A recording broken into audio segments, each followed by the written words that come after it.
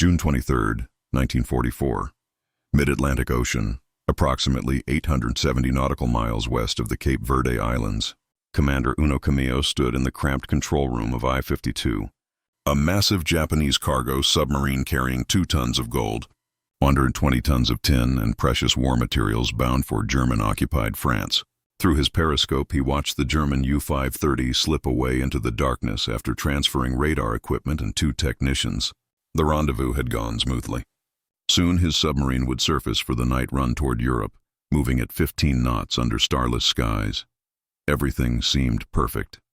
Within 3 hours, Commander Camillo and his 94 crewmen would be dead, victims of a technology they didn't know existed.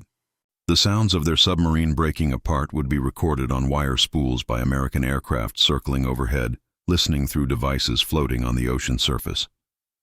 These Sonar Buoys, dropped from an Avenger torpedo bomber, would transmit the death throes of I-52 to operators miles above, marking not just the destruction of one submarine, but the psychological demolition of Japanese naval confidence. The ocean, once Japan's highway to empire, had become an American surveillance grid where nothing could hide.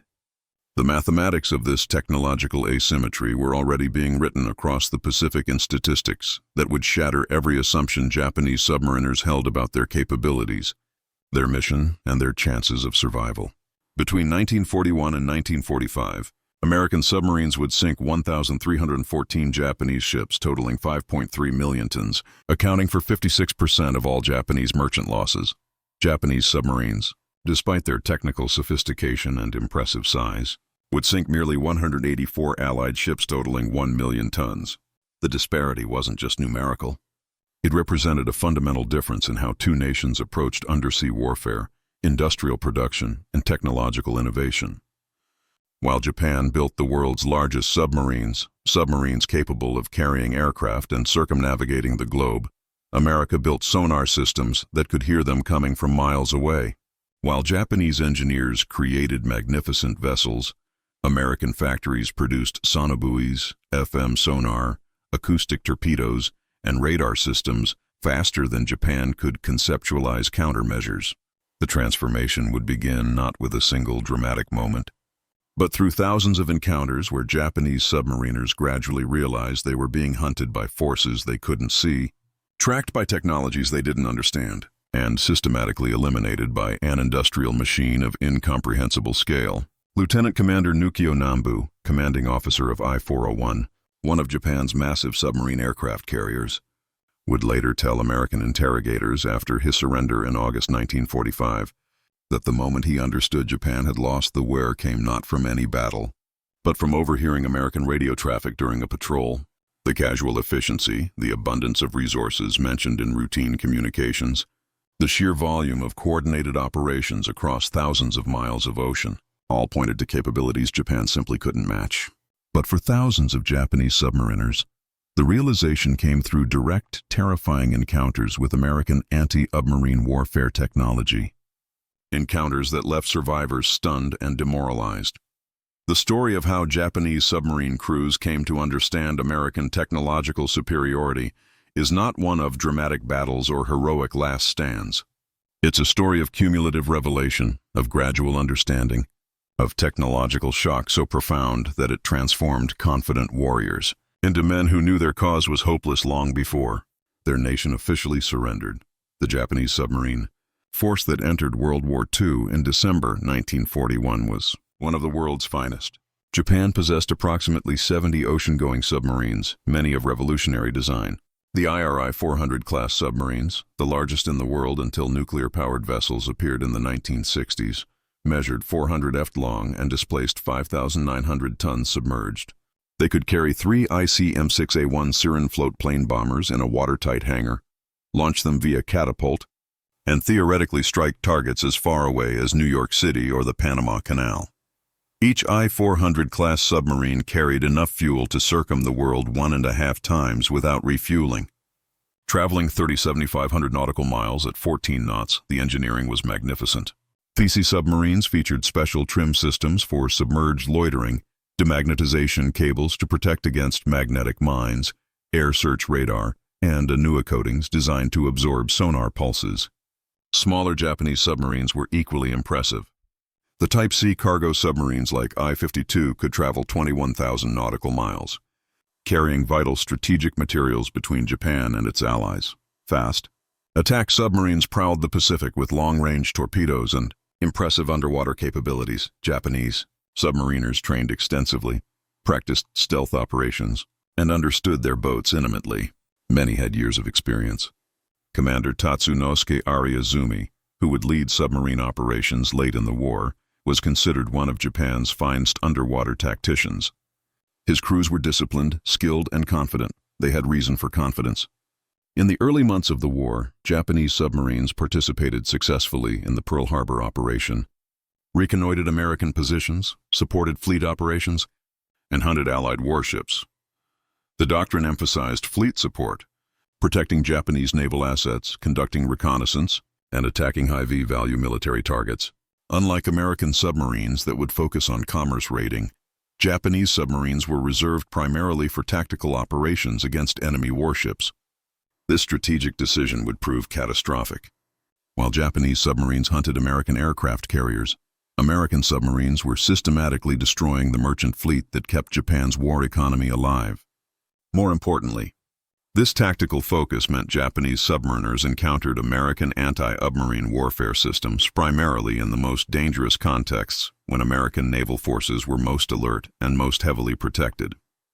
The first encounters with Sonobo occurred in 1944 after American industry had perfected the technology. Sonar Buoys were deceptively simple devices, small battery-powered sonar units that could be dropped from aircraft and would float on the ocean surface, listening for submarine sounds and transmitting them via radio to the aircraft above. Developed by the British in 1944 under the code name High, they were quickly adopted and improved by American forces. The impact was revolutionary. Previously, an aircraft hunting a submarine had to maintain visual contact or rely on radar, which only worked when the submarine was surfaced. Once a submarine dived, it was effectively invisible to aircraft. Sonar Buoys changed everything. An aircraft could drop a pattern of 5 sono color-coded purple, orange, blue, red, and yellow, creating an underwater listening grid. The aircraft would monitor each buoy in turn, listening for sounds emitted by submarine propellers, machinery, or movement. The technology was so effective that it became standard equipment on anti-submarine aircraft throughout 1944 and 1945. For Commander Uno Kameo and the crew of I-52, the first indication something was wrong came at 11:40 p.m. on June 23, 1944.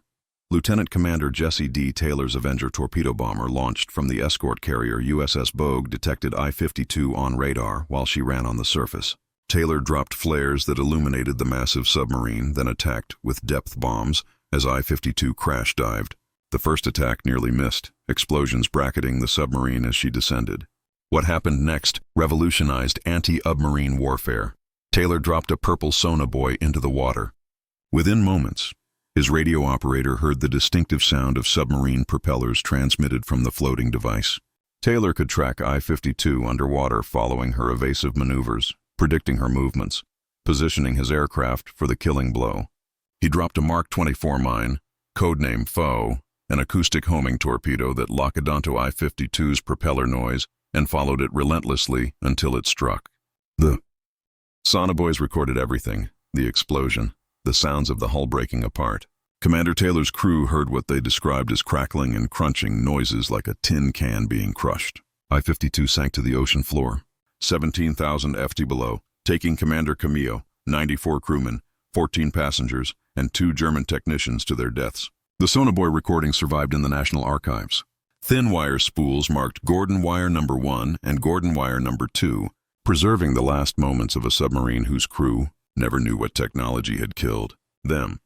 The sinking of I-52 demonstrated capabilities that terrified Japanese submariners when details filtered through intelligence networks.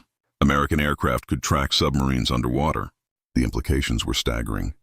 Every time a Japanese submarine dived to escape aircraft, it wasn't escaping at all.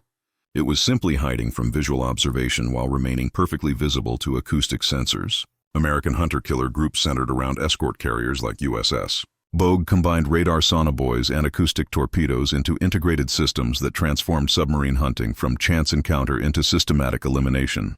USS Bogue's task force alone sank 13 German and Japanese submarines between February 1943 and July 1945, using these methods repeatedly. Japanese submariners began reporting strange experiences.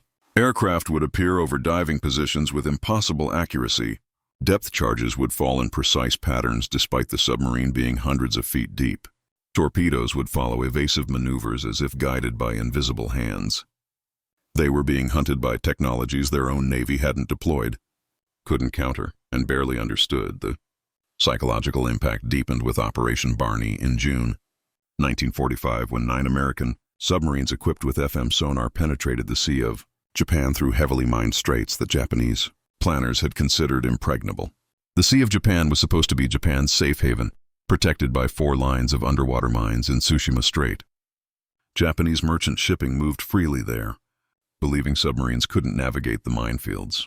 FM sonar, developed specifically to detect underwater obstacles, emitted a distinctive chime whenever mines were detected, a sound American submariners dubbed Hell's Bells. The technology allowed submarines to map entire minefield patterns, identify safe passages, and navigate through barriers Japanese engineers thought would stop any underwater approach. On June 4, 1945, the first 3 submarines, Sea Dog, Creel, and Spadefish, entered Tsushima Strait submerged, their FM sonar painting pictures of the minefield on electronic screens.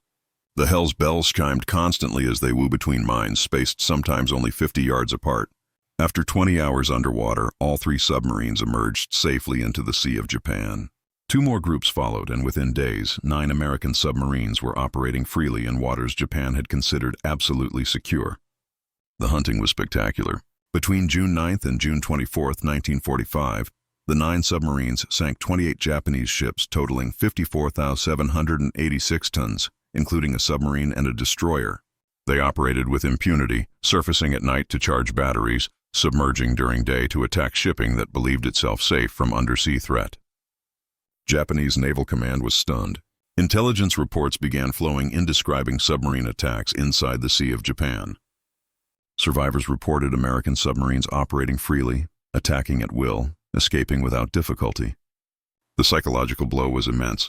If American submarines could penetrate the most heavily defended waters, if they possessed technology that could navigate through minefields that had taken years to lay, then nowhere was safe. The ocean itself had become enemy territory. Japanese submarine commanders operating in these waters understood the implications immediately. They were being hunted by forces possessing technological capabilities Japan couldn't match. Every patrol became an exercise in survival rather than combat effectiveness. The technological gap extended far beyond sonar. American submarines possessed radar sets that could detect surface contacts at ranges exceeding 20 miles or more in good conditions. Japanese submarines didn't receive radar until June 1944, and even then only in limited quantities with performance inferior to American systems. This meant American submarines could detect Japanese vessels long before they were detected in return, could track targets from beyond visual range, could position themselves for attacks with information advantages Japanese commanders couldn't counter. American submarines also benefited from ultra-intelligence, the code-breaking operation that decrypted Japanese naval communications. American forces knew Japanese submarine schedules, patrol areas, supply routes, and operational plans, often before Japanese submarines received their orders. Combined with radar and sonar superiority, this meant Japanese submarines were operating in an ocean where the enemy knew where they were going, and what technology could track them getting there. Lieutenant Commander Nukio Nambu, commanding I-401, later described the feeling to American interrogators as being constantly watched, constantly tracked, never safe, even when submerged in empty ocean. The paranoia wasn't unjustified. It was accurate assessment of reality. The industrial disparity manifested in ways that shocked Japanese submariners who survived to see American facilities after surrender. While Japan struggled to maintain 70 operational submarines throughout the war, America built 314 submarines between 1941 and 1945, replacing losses faster than combat could inflict them. American shipyards were producing submarines at rates Japanese planners considered impossible.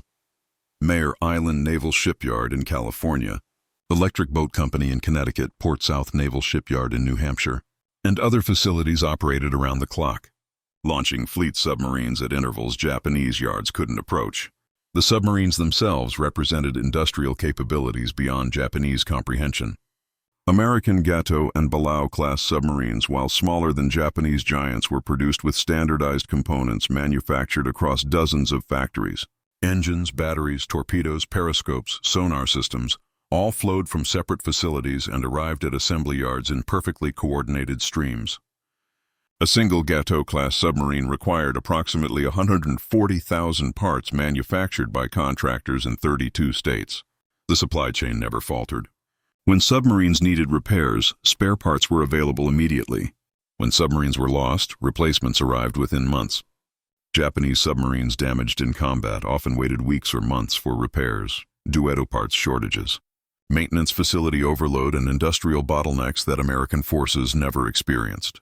The torpedo situation exemplified the technological and industrial gap. American submarines began the war with the defective Mark 14 torpedo, a weapon plagued by depth control problems, magnetic exploder failures, and contact detonator issues. For nearly 2 years, American submariners fought with weapons that frequently failed to explode or ran at incorrect depths, passing uselessly beneath targets. This might have been Japan's opportunity to exploit American weakness. Instead, American submariners themselves identified the problems, conducted their own testing, and implemented fixes despite resistance from the Bureau of Ordnance. By September 1943, the Mark 114's defects were corrected. Simultaneously, the electric Mark 18 torpedo entered service, leaving no wake and thus giving targets no warning of incoming attack. The Mark 24 mine, actually an acoustic homing torpedo code named Fido, could be dropped from aircraft and would autonomously track submarine propeller sounds until impact.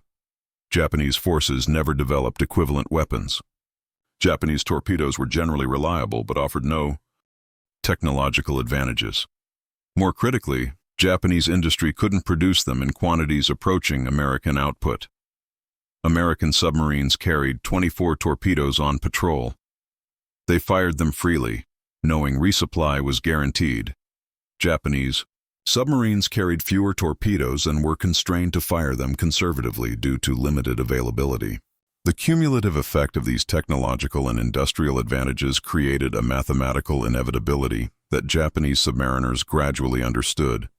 Every patrol, every encounter, every narrow escape from American anti-submarine forces reinforced the same lesson. The ocean belonged to Americano. American submarines sank an average of 1 Japanese ship per day throughout 1944, the peak year of their campaign. In that single year, 492 Japanese merchant vessels totaling 2,087,780 tons were destroyed by submarine attacks. Japanese submarine construction couldn't replace the vessels being lost. Japanese merchant marine capacity, which stood at approximately 6 million tons in 1941, had fallen to 2 million tons by August 1945, with only 320,000 tons in condition to carry cargo. The destruction of Japanese shipping wasn't just a military problem. It represented the systematic strangulation of Japan's war economy. Rice from Southeast Asia couldn't reach Japanese cities. Oil from the Dutch East Indies couldn't reach Japanese refineries. Rubber, tin, tungsten, all the materials Japan needed to continue fighting were trapped in overseas territories while American submarines patrolled these lanes. By 1945, American submarines were experiencing difficulty finding targets large enough to justify torpedo expenditure. The Japanese merchant marine had been virtually eliminated. What few ships remained hugged coastlines, used narrow channels where submarine operations were dangerous, or simply stayed in port, unwilling to risk the journey. Japanese cabinet ministers would later tell the Diet that the greatest cause of defeat was the loss of shipping, acknowledging that American submarines accomplished more toward victory than any other single weapon system. For Japanese submariners who survived the war and witnessed American operations firsthand after surrender, the technological revelations were devastating. Captain Arizumi, developer of the I-400 submarine program and one of Japan's most experienced submarine officers, committed suicide aboard I-401 rather than face surrender. He understood what many Japanese naval officers were beginning to accept. Japan had challenged an industrial power whose technological capabilities exceeded anything Japanese planners had anticipated. When I-401 and I-40, the massive submarine aircraft carriers, surrendered in August 1945, American sailors who boarded them were astounded by their size. These submarines were longer than American destroyers, displaced more tonnage than anything in the American submarine fleet, and possessed capabilities that seemed futuristic. Yet they had accomplished nothing operationally. Neither submarine fired a shot in anger. The planned attack on Ulithi Atoll was cancelled when hostilities ended. The planned strike on the Panama Canal never occurred. These magnificent vessels, representing thousands of hours of engineering work and scarce industrial resources, contributed nothing to Japan's war effort precisely because American technological superiority made their missions impossible. They couldn't reach their targets undetected. They couldn't operate safely in American-controlled waters. They couldn't survive the hunter-killer groups, the Sonar Buoys, the radar, the acoustic torpedoes, the systematic anti-submarine warfare systems that American forces had perfected. American examination of captured Japanese submarines revealed both impressive engineering and critical weaknesses. The hulls were not as strong as German or American designs, limiting safe diving depth. The submarines were easy to detect on sonar, their large size and construction creating acoustic signatures that American sonar operators could identify from miles away. They lacked radar until very late in the war. They had no equivalent to American FM sonar for mine detection. Their anti-aircraft defenses were inadequate against American aircraft that hunted them with increasing effectiveness. Most critically, Japanese submarines lacked the integrated fire control systems that made American submarines so deadly. American submarines used target data computer systems that automatically calculated firing solutions, accounting for target course, speed, range, and torpedo characteristics. Japanese submarines relied on manual calculations that took longer, were more error-prone, and put submarines at greater risk during attack approaches. The technological gap wasn't subtle. It was profound and pervasive, affecting every aspect of submarine operations. The human cost of this technological inferiority was staggering. Japan lost 130 submarines during the war, representing approximately twice the percentage loss rate of American submarines. Of the 70 submarines Japan possessed in December 1941, plus those built during the war, most were destroyed by American anti-submarine forces using the very technologies Japanese submariners had come to fear: sonar, radar, aerial attack, depth charges, and systematic hunter-killer operations. Approximately 10,000 Japanese submariners died during the war, a casualty rate exceeding 70%. Submarine service, initially considered prestigious and honorable, became recognized as a death sentence by war's end. Young men assigned to submarine duty understood they likely wouldn't survive. Families mourned sons departing for submarine training, knowing the statistical odds. The Japanese submarine force, which had entered the war with confidence and pride, ended the war as a broken arm of a defeated navy, its survivors demoralized and its capabilities nullified by technological inferiority. The psychological transformation of Japanese submariners mirrored the experience of German PSWs in America, but followed a different path. Where German prisoners witnessed American abundance and prosperity directly, Japanese submariners experienced American technological superiority through lethal encounters at sea. Both groups reached the same conclusion through different evidence. Japan and Germany had challenged nations whose industrial and technological capabilities exceeded anything Axis powers could match. For Japanese submariners who surrendered in August 1945, the evidence of American superiority was overwhelming and undeniable. They were brought aboard American submarines and shown technology they had never seen. They toured American naval facilities and witnessed production capabilities that explained why American forces never seemed to run short of anything. They saw the Sonar Buoys that had hunted their comrades. They examined the FM sonar that had allowed American submarines to penetrate minefields. They studied the radar systems that gave American submarines eyes beyond visual range. They handled the acoustic torpedoes that had destroyed so many Japanese submarines. Lieutenant Commander Nambu, taken aboard USS Segundo after surrendering Ayat 401, was given a tour of the American submarine by Lieutenant Commander Stephen L. Johnson. Nambu examined Segundo's radar, her sonar systems, her fire control computer, her torpedo loading mechanisms. Everything was more advanced than equivalent Japanese systems. More importantly, everything worked reliably. Equipment didn't break down. Systems functioned as designed. American submariners operated their boat with casual confidence that came from knowing their technology was superior and their support was guaranteed. Johnson's crew had survived 9 war patrols, sunk Japanese vessels, evaded enemy anti-submarine forces, and expected to survive the war. Japanese submariners had no equivalent confidence. They operated knowing American technology could find them, track them, kill them. The psychological burden was immense. Nambu later told interrogators that the moment he understood Japan had lost wasn't when he heard of Hiroshima or Nagasaki, but months earlier when he monitored American radio traffic and heard the casual efficiency with which American forces coordinated operations across thousands of miles of ocean. The sheer scale of American operations, the abundance of resources mentioned in routine communications, the technological sophistication implied in everyday procedures, all pointed to capabilities Japan simply couldn't match. The evidence continued to accumulate during the months after surrender. Japanese submariners were brought to American bases in Japan to Kasebo, where captured submarines were studied, to Tokyo Bay, where surrender ceremonies occurred with American submarines prominently displayed. Vice Admiral Charles A. Lockwood, commander of Submarine Force Pacific, made a point of having his flag hoisted aboard the 400 I-41 during the surrender ceremony on September 2, 1945, aboard USS Missouri. The symbolism was clear. American submarines had defeated Japanese submarines through technological and industrial superiority. When I-400 and I-41 were taken to Hawaii for detailed examination by American naval engineers, Japanese crew members accompanied them as technical advisors.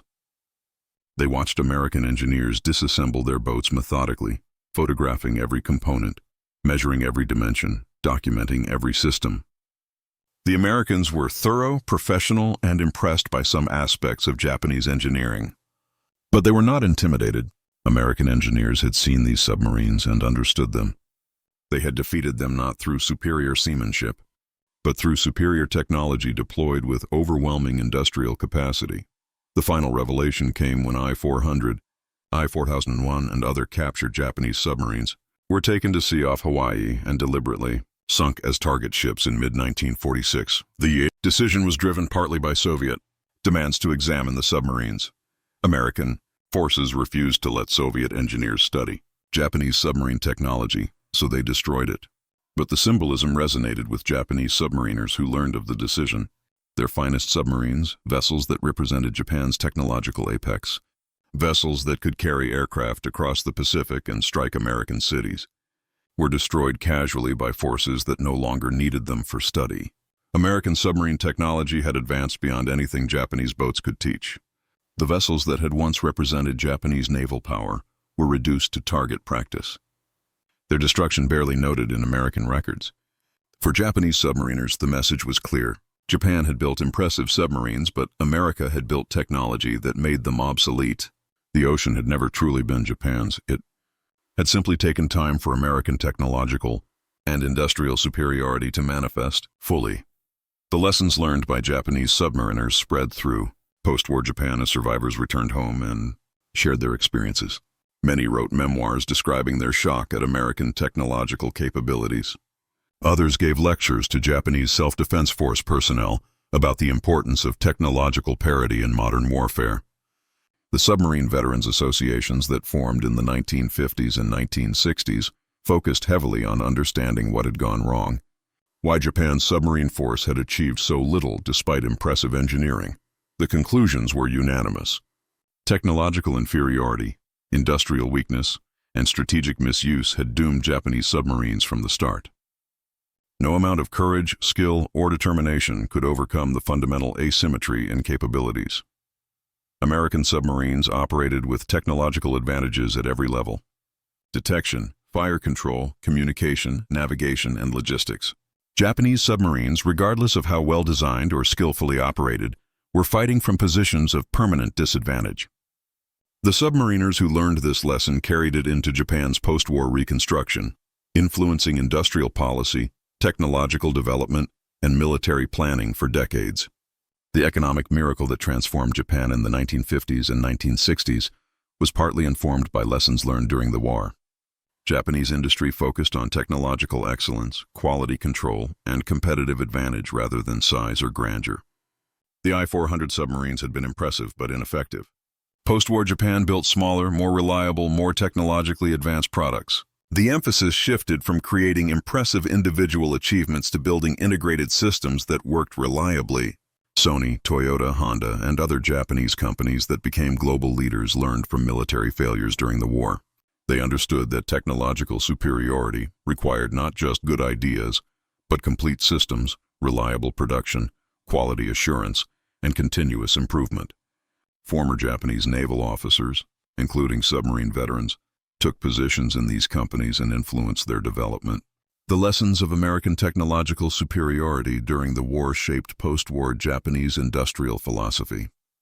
The transformation was complete when Japan Maritime Self-Defense Force submarines began incorporating American technology in the 1960s and 1970s. Japanese submariners trained with American instructors, learned American tactics, used American sonar systems, and operated boats designed with American assistance.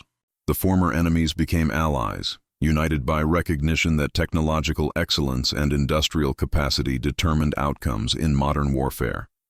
For Japanese submariners who had experienced the war, this transformation vindicated their post-war assessment.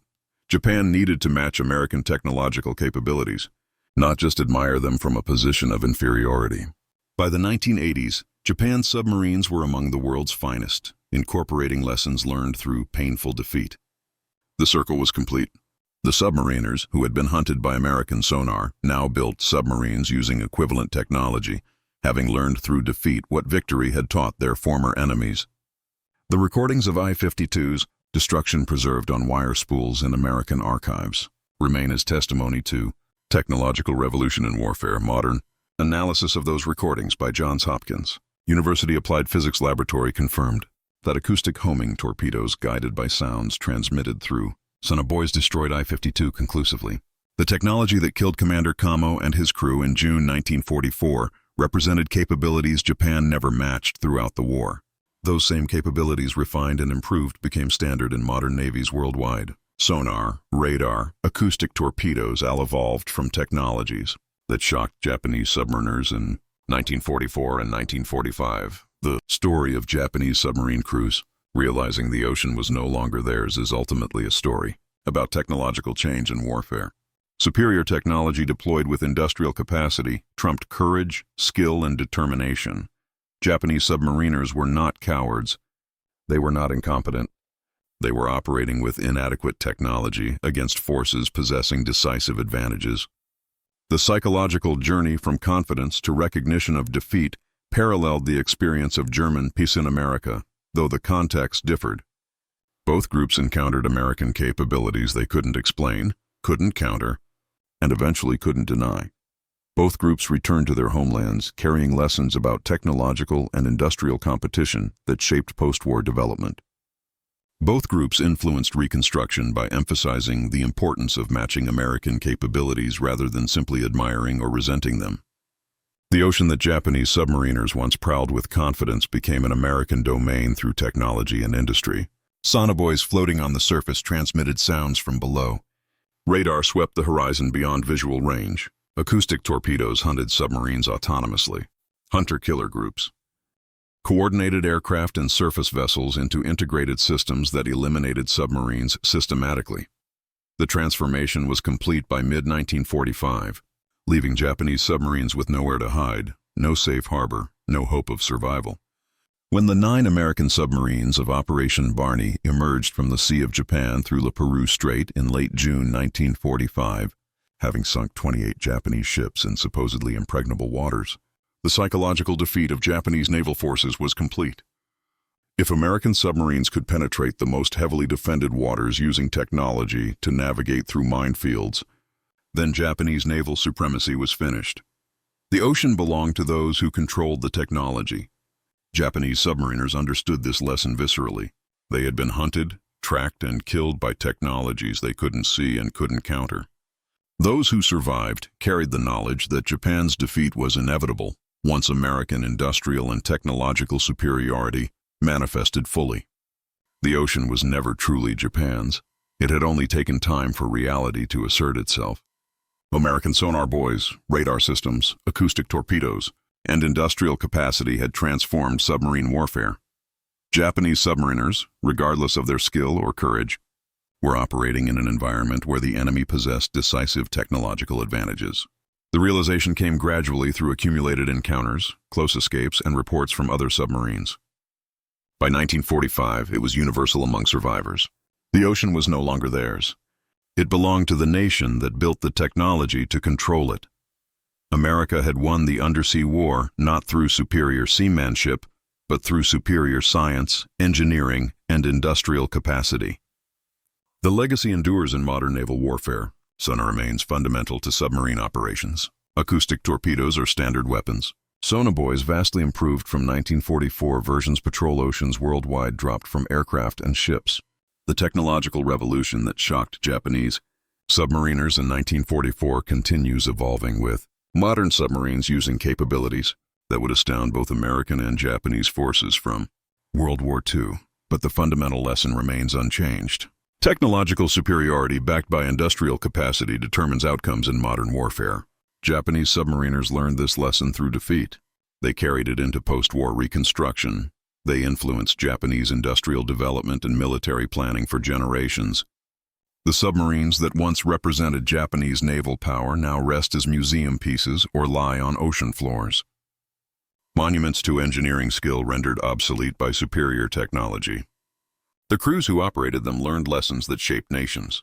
Lessons about the importance of technological competition in determining which nations prosper and which fail. The story of Japanese submarine crews intercepting American sonar buoys and realizing the ocean was no longer theirs stands as testament to technological change in warfare. From confidence to our cognition of defeat, from presumed superiority to acknowledgement of inferiority, the journey transformed not just individuals but influenced nations.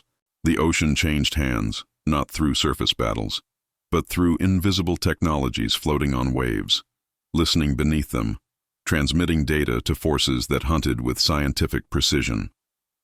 Commander Uno Kameo and the thousands of Japanese submariners who died during the war were defeated by an industrial and technological system they couldn't comprehend until too late. Those who survived carried knowledge that shaped post-war Japan and influenced global naval development for decades. The ocean belonged to those who controlled the technology to master it. That lesson learned painfully by Japanese submariners between 1941 and 1945 remains relevant in modern naval warfare and technological competition today.